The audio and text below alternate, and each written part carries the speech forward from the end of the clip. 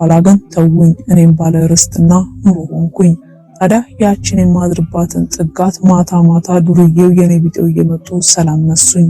አንድ ቀን በአሮጌ ጨርቅ የሰው ዳሪ ይዤ የተኛው መስያ ደፈጥኩ። አንዱ መጥቶ ሲጠጋኝ እፊቱ ላይ ለደፍኩበት። በቃ ከዛን ቀን ጀምሮ እዛች ማደሪያዬ ጋር ማንም ዝር አይልም። ይህ ኑሮ በቃ ለኔ ተስማማኝ። ሌሊቱን በነፃነት ፈጣሪዬን ሳመሰግን አሳልፍና ትንሽም ብትሆን በሰላም አንቀላፋ ጀመር።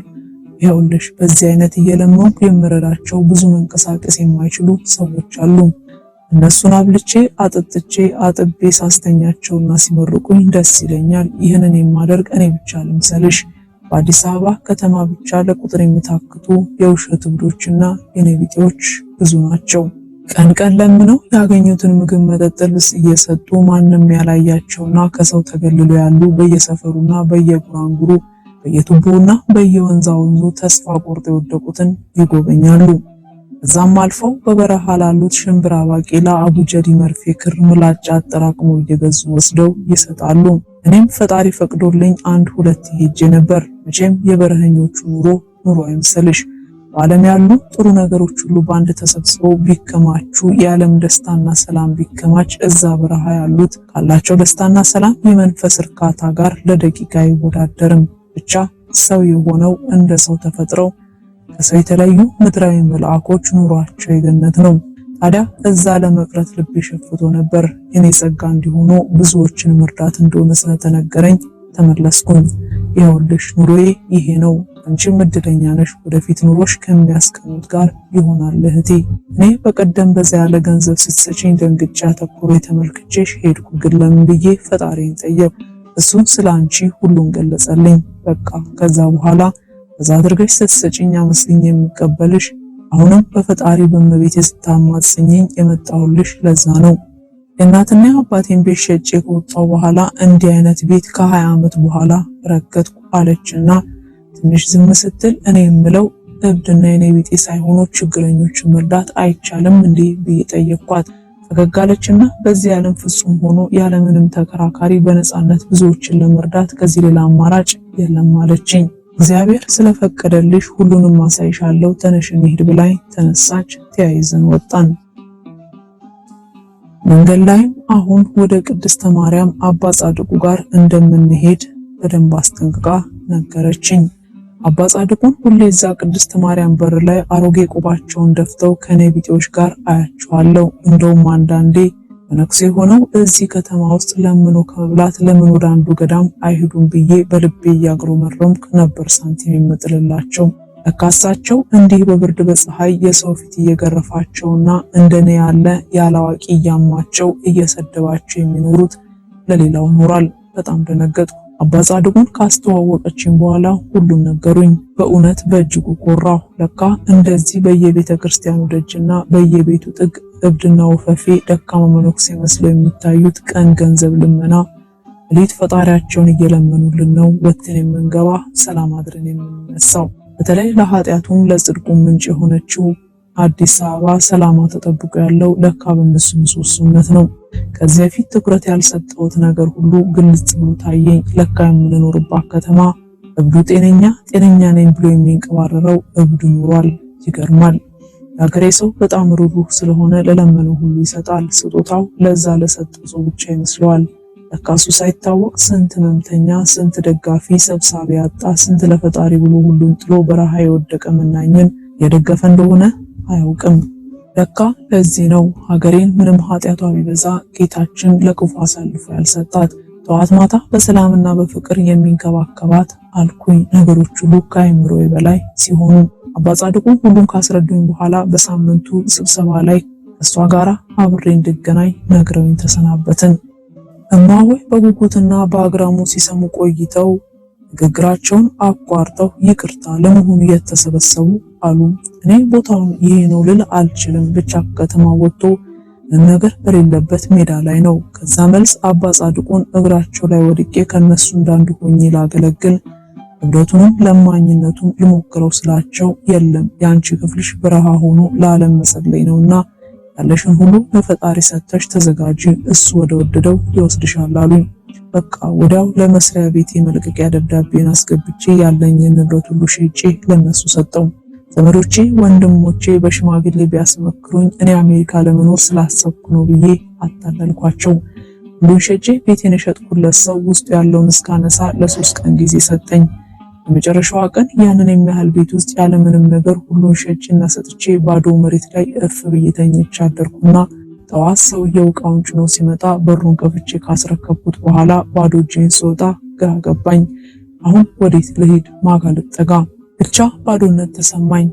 በጣም ግራ ተጋብቼ ከውጭው በር ትንሽ ፈቀቅ ብዬ እንደቆምኩ ከፊት ለፊቴ አንድ ወይባ የለበሱ አረጋዊ መነኩሴ ወደ እኔ ሲመጡ አይቼ ደስ አለኝ።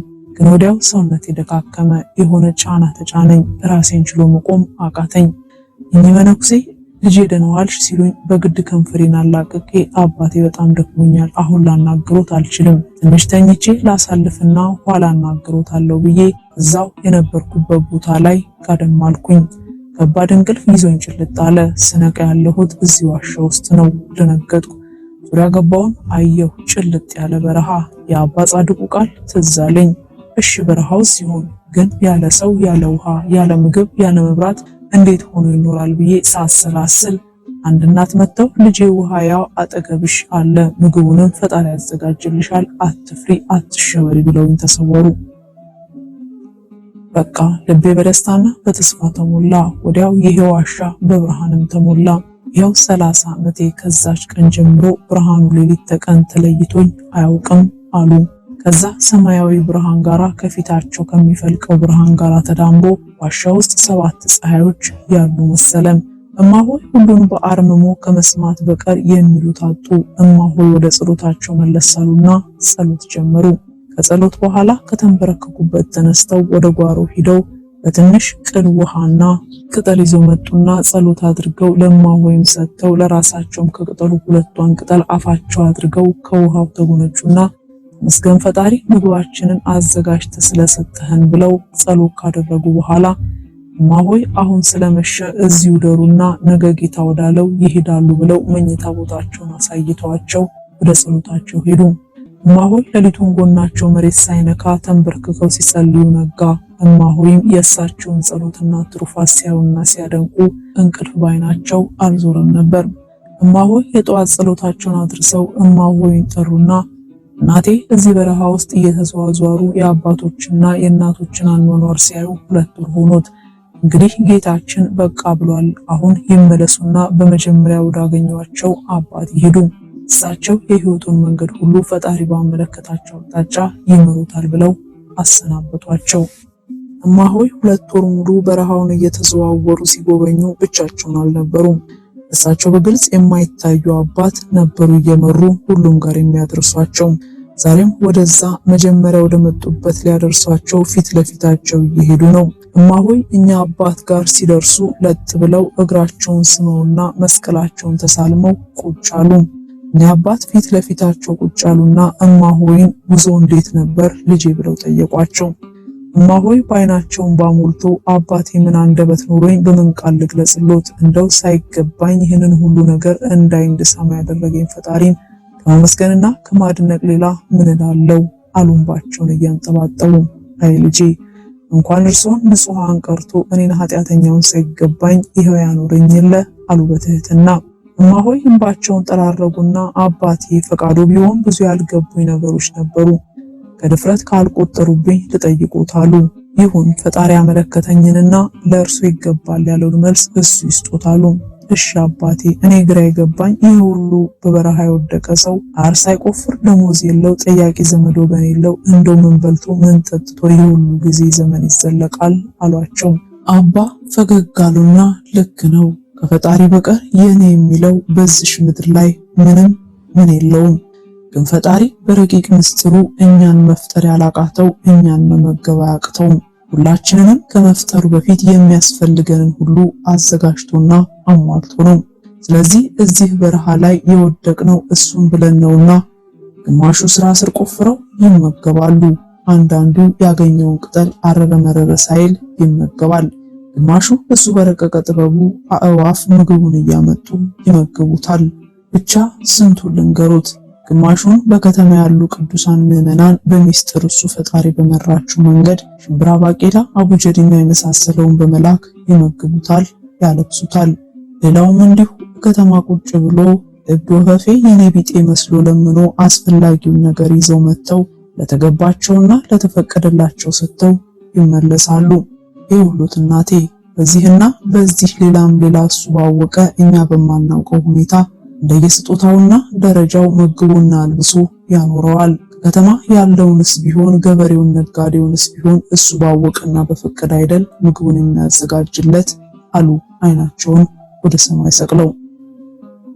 እማሆይ በጠቅላላው እዛ በረሃ ላይ 3 ወር ከቆዩ በኋላ አባ ጠሯቸውና እናቴ ፈጣሪ እዚህ እንድትኖሩ የፈቀደሉት እስከዚህ ድረስ ነውና አሁን ከፈጣሪ ወደ እርሱ የመጣ መልእክት አለና ያንን ትዕዛዝ በየገዳማቱና በየምዕመኑ እየተዘዋወሩ መልእክቶችን ያድርሱና ከዛ የተረፈ ዕድሜዎትን የት እንደምታሳልፉ መንፈስ ቅዱስ ይመራውቷል አሏቸው።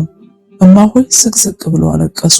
እና አባቴ ፈጣሪ ባይገባኝም ከናንተ ጋር እዚሁ እንዲያደርገኝ ጸልዩልኝ፣ ለሁሉም አሳስቡልኝ ብየውት አልነበረምን አሉ እየተንሰቀሰቁ።